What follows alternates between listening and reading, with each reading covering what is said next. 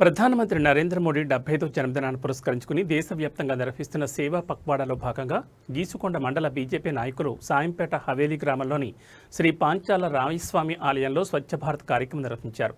గీసుకొండ మండల బీజేపీ అధ్యక్షులు కొంగర రవికుమార్ ఆధ్వర్యంలో జరిగిన ఈ కార్యక్రమంలో రాష్ట్ర బీజేపీ నాయకులు డాక్టర్ పగడాల కాళీప్రసాద్ ముఖ్య అతిథిగా పాల్గొన్నారు.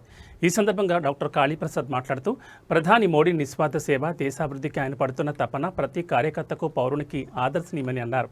మోడీ జన్మదినాన్ని వేడుక కాకుండా ప్రజాసేవతో జరుపుకోవాలనే గొప్ప సంకల్పంతో బీజేపీ సేవా పక్వాడాను నిర్వహిస్తోందని తెలిపారు. పరిశుభ్రత ఉన్న చోటే ఆరోగ్యం, అభివృద్ధి ఉంటాయని ప్రధాని మోడీ ఇచ్చిన స్వచ్ఛ భారత్ పిలుపును స్ఫూర్తిగా తీసుకుని ప్రతి ఒక్కరూ శ్రమదానం చేయాలని ఆయన పిలుపునిచ్చారు. ఆలయ ప్రాంగణంలో చెత్తను తొలగించి ఆ ప్రాంతాన్ని శుభ్రం చేయడంలో ఆయన స్వయంగా పాల్గొన్నారు.